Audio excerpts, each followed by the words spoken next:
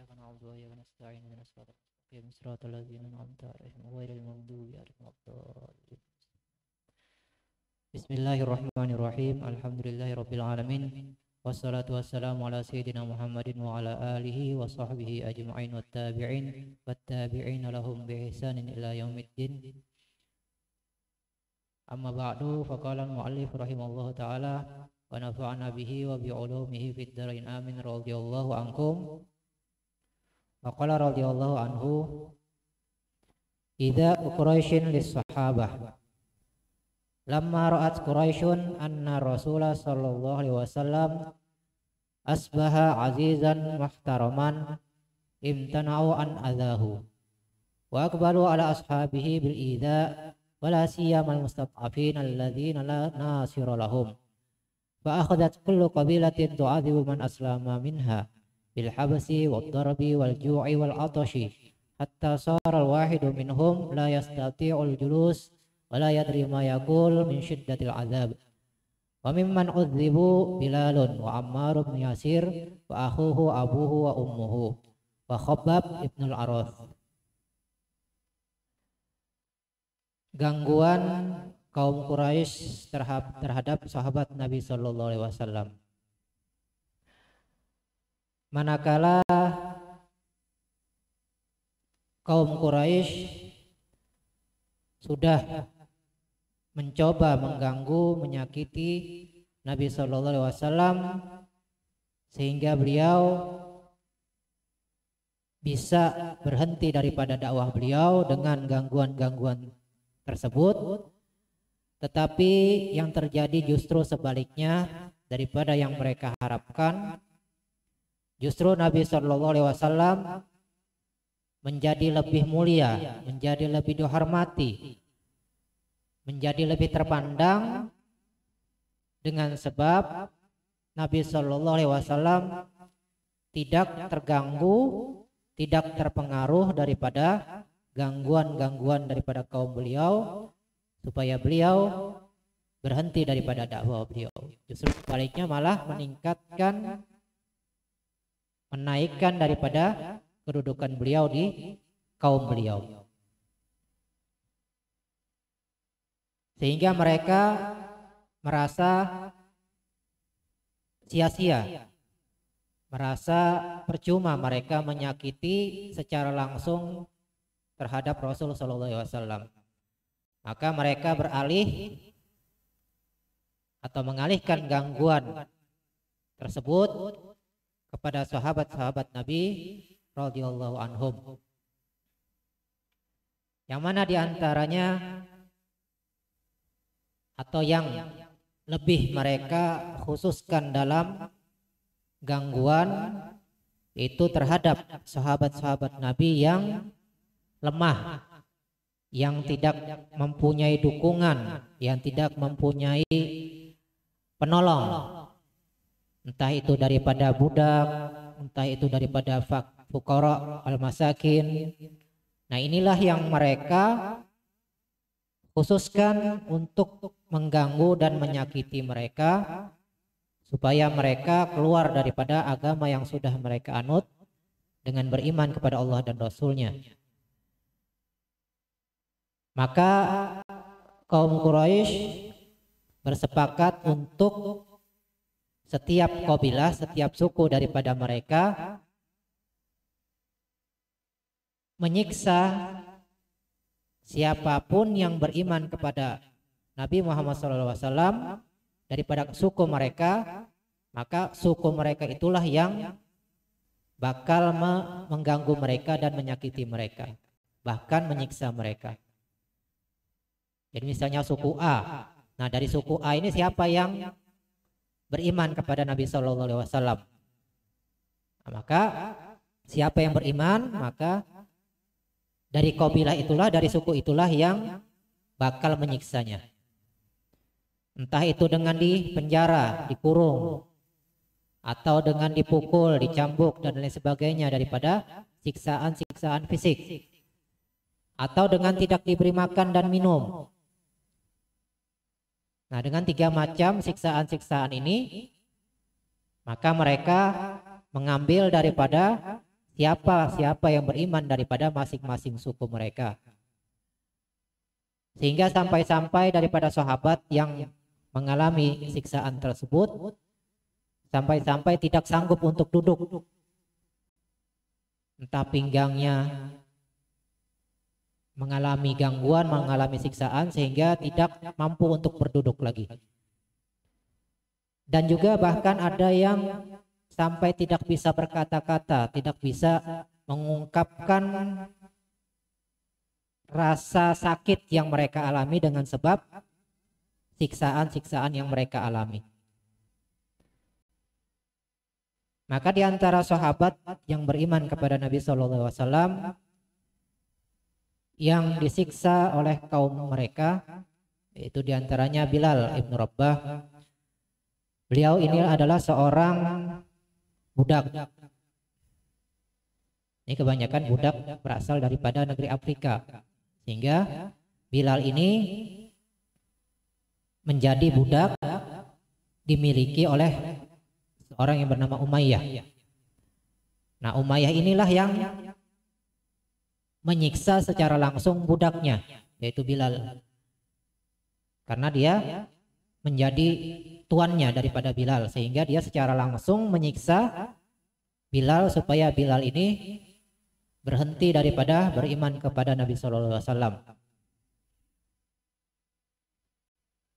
Sehingga diantaranya siksaan beliau itu dengan diikatkan di leher beliau tali, kemudian diseret kemana-mana, ditarik kemana-mana, sehingga anak-anak daripada suku Quraisy itu menjadikan Bilal ibn Rabah ini sebagai mainan.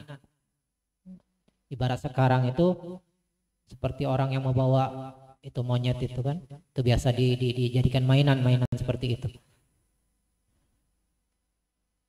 Nah, tetapi beliau tetap menyatakan keimanan beliau dengan menyatakan ahad, menunjukkan bahwa beliau tetap beriman kepada Allah dan Rasulnya.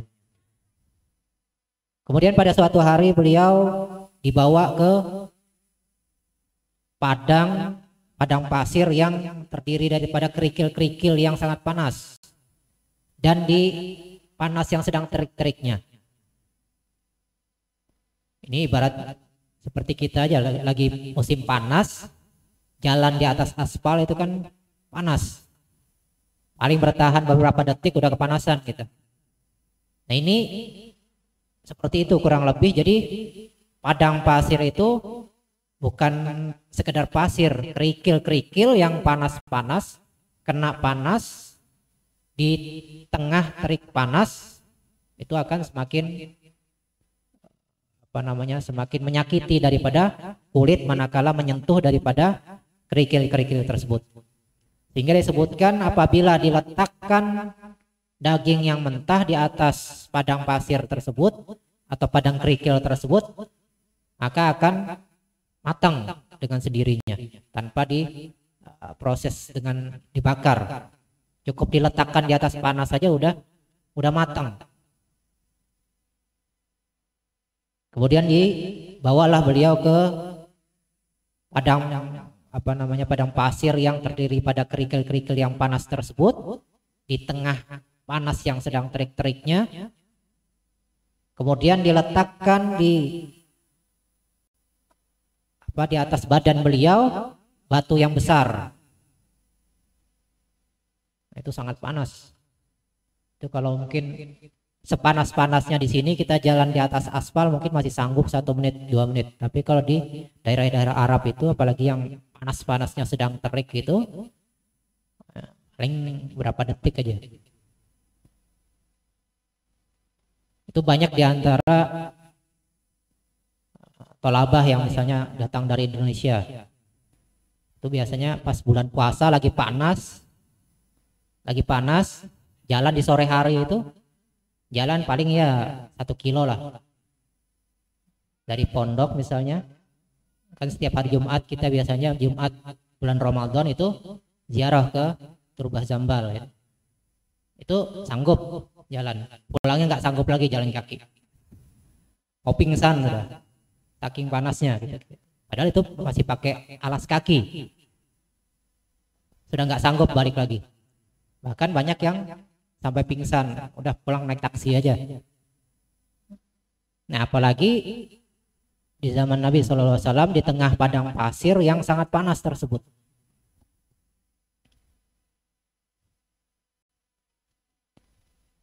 Nah, kemudian diletakkan di atas badan beliau batu yang besar. Nah, kemudian diancam oleh Umayyah, tuan beliau, ini engkau akan terus seperti ini, katanya pada Bilal, kecuali engkau mati atau berhenti beriman terhadap Muhammad SAW.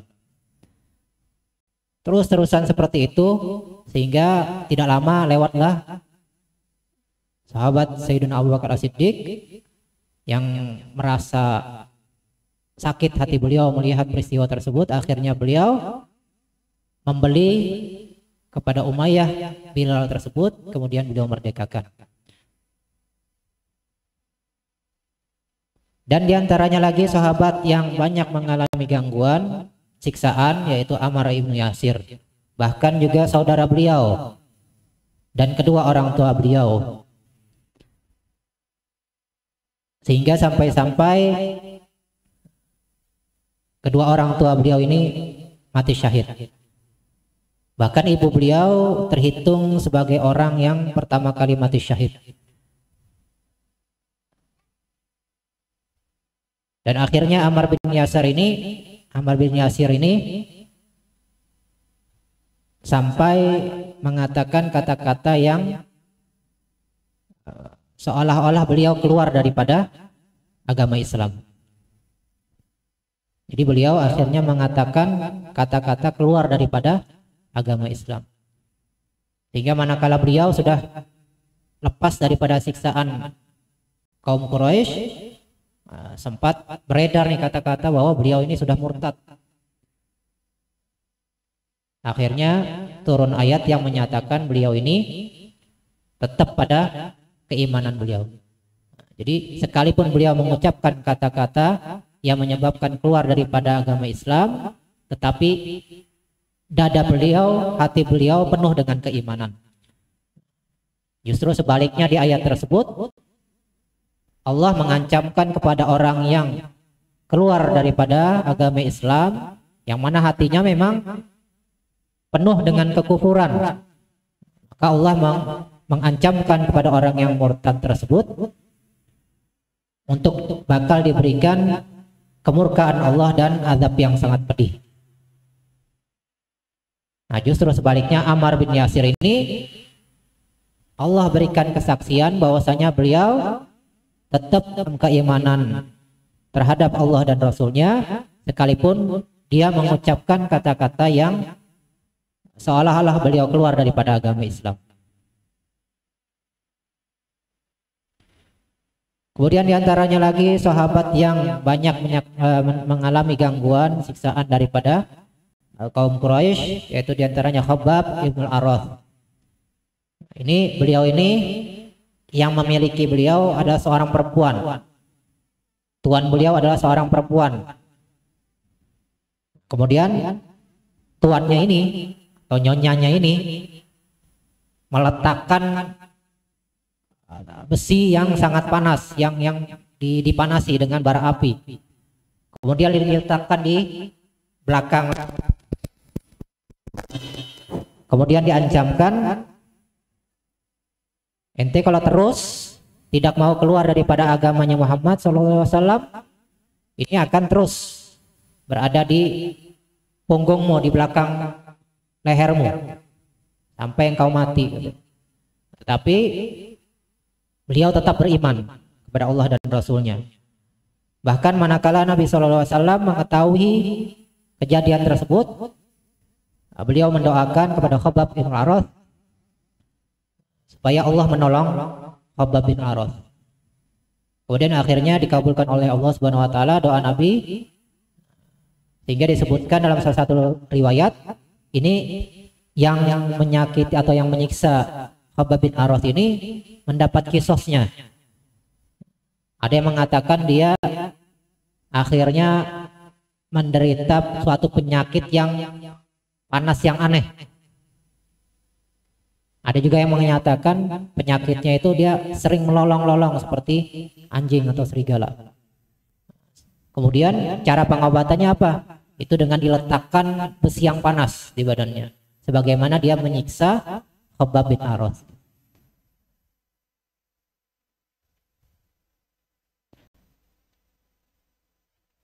Nah, sehingga kesimpulannya di sini, manakala kaum Quraisy merasa bahwa Nabi kita SAW itu tidak terpengaruh, bahkan semakin beliau mulia, semakin terhormat, semakin dikagumi oleh kaumnya, maka suku Quraisy akhirnya beralih atau mengalihkan gangguan mereka, siksaan mereka kepada sahabat-sahabat Nabi, terutama kepada sahabat-sahabat Nabi yang daripada golongan yang lemah. Di antaranya Bilal, Ammar bin Yasir, itu juga saudaranya, kedua orang tuanya, dan termasuk juga Khabbab bin Aroth. Nah, mudah-mudahan kita mendapatkan manfaat daripada apa yang kita dengar pada malam hari ini, dengan kita menyaksikan bahwasanya sahabat-sahabat Nabi sangat kuat dalam keimanan mereka.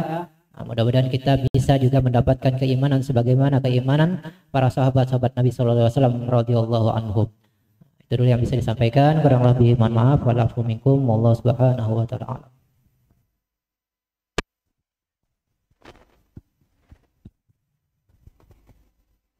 Tes 1